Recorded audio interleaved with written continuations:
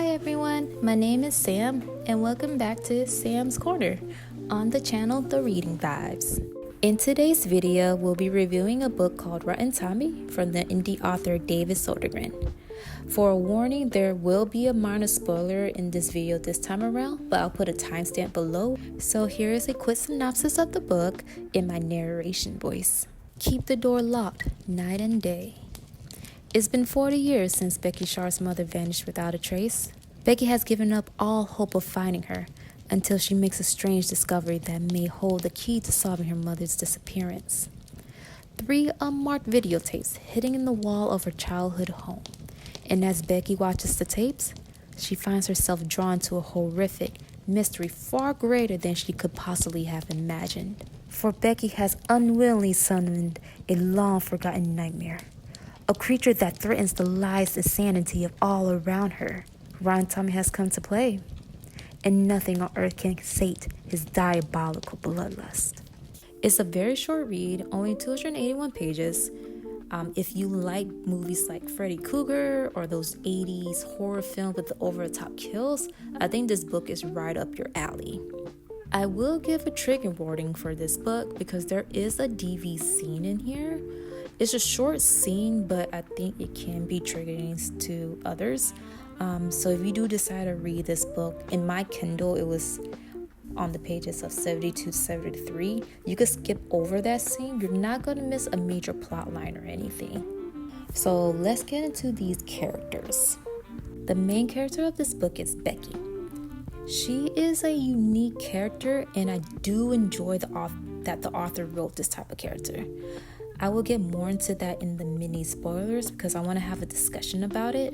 But I will say throughout the novel, I really wanted her to accept herself and stop thinking that there's anything wrong with her. As for the other characters, some of them are not redeemable. So you have your main antagonist. He reminds me of Jason. Towards the end of the novel, you might be on the fence about his character. But I will say, just remember what he did throughout that novel and get off that fence. He's still a bad guy, but he is not the only one though. So technically, Rotten Tommy is the main villain of this whole novel, but the other characters, I would say, are not as good-hearted as well. So you have a guy who just disrespects Becky all the time. Then you have another character who is just wilding. Now, the reason I think she was wilding is because she tried to convince herself what she is doing was right for Becky. But while reading that, I'm not gonna lie, I feel like she gaslighted me, trying to convince me what she was doing was right. And boy, I was a little impressed that she convinced herself what she was doing was right. Now on to the mini spoiler. I'm gonna give you guys some time to get past this part so you guys don't hear the beginning of it.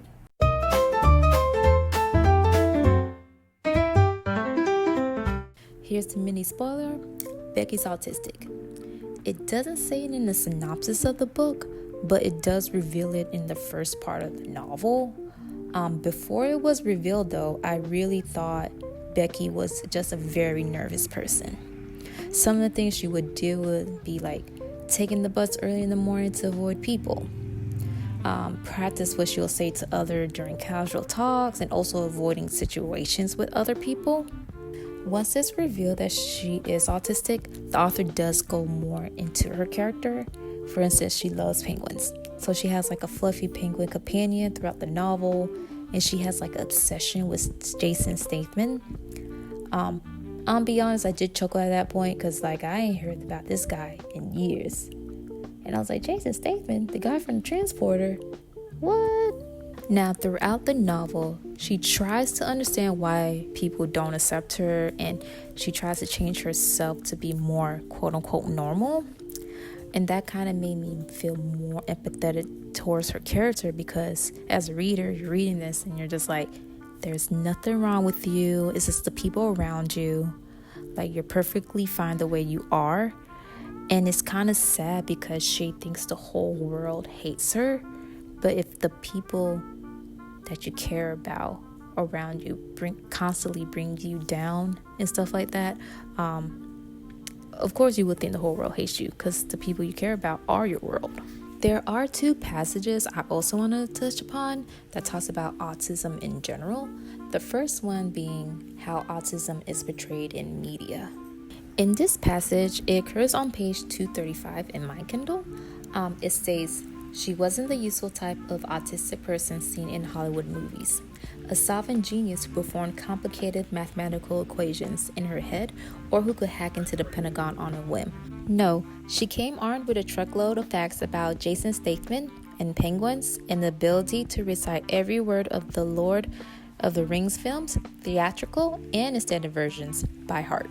I would say, I think in the past media, there was a focus on people who had like the savant trait with autism. For instance, you have the famous movie The Rain Man, or even now you have the shows like The Good Doctor. But I feel like now with social media and more understanding of autism, there's more shows that does highlight different parts of the autism spectrum, such as Love on the Spectrum. I would say that's like the most wholesome show in the whole world, so give it a watch if you have a chance.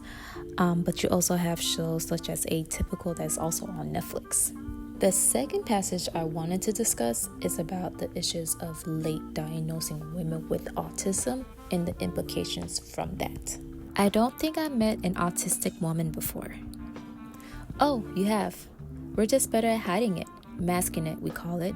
Women are taught from childhood to blend in, to smile and listen and not make a fuss about anything, or else we're seen as hard work. And whereas boys tend to obsess over things like trains, autistic girls might focus on more social acceptable pursuits, like horses and ponies. And our games are all about having tea parties and running pretend shops, basically acclimatizing to adult socialization. As we get older, we get told we have anxiety or depression instead of being tested.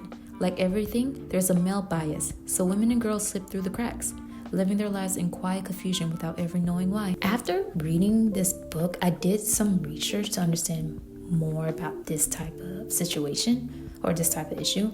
In a study done in 2016 by Sarah Bargula, Robin Stewart, William Manning called the experience of late diagnosed women with autism spectrum conditions an investigation of the female autism phenotype, it goes over some of the major points that Becky spoke in her conversation. The study collected data on 14 women with autism through semi-structured interviews.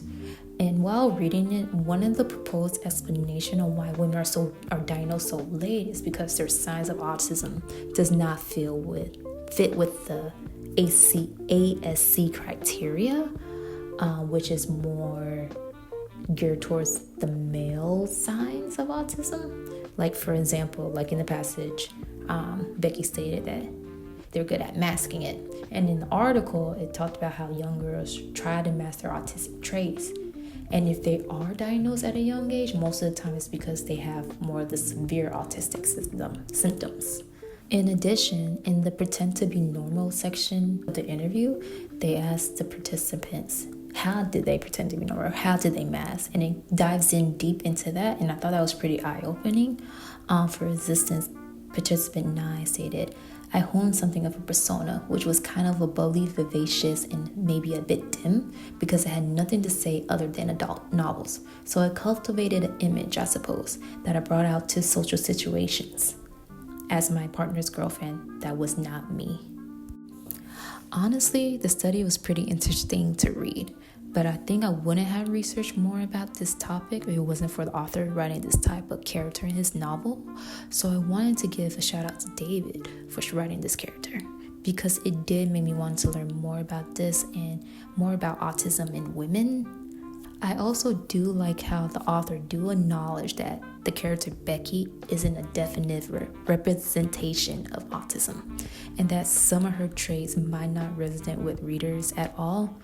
And as a late diagnosed autism person himself, he acknowledges that as well in his afterword. Overall, I enjoyed this book. I will say I'm a little biased when it comes to this author. I already read 2 of his other works, The Hair and Maggie Grace, and they were bangers. However, compared to those 2 books, this one I liked less, but I still enjoyed it. The ending of the book is very self-aware of what it is doing, and I enjoyed that. If you don't know about David Soldingren, he's an indie author from Scotland, and I do plan to read more of his novels. I love the way how he ends each chapter because it made me want to read the next one. And I also felt like none of the characters were safe. But if you do want to kind of get into Gore and his writing style, and you never read Gore before, never read his books before, I would honestly say start off with The Hare. I think The Hare is like top tier. It was my first introduction to him, and man, it's like one of my favorite horror novels. Let me know below if you guys would like a review on that novel as well. But that's the end of my video. If there's like a indie author that you think should get more shine or you think I should know about, write it down in the comments below. And if you read this book as well, let me know how you guys feel about it. But other than that, I hope everyone have a pretty good day, and thank you again for watching my video, and I hope you guys all have a good one. See you guys in the next video. Bye.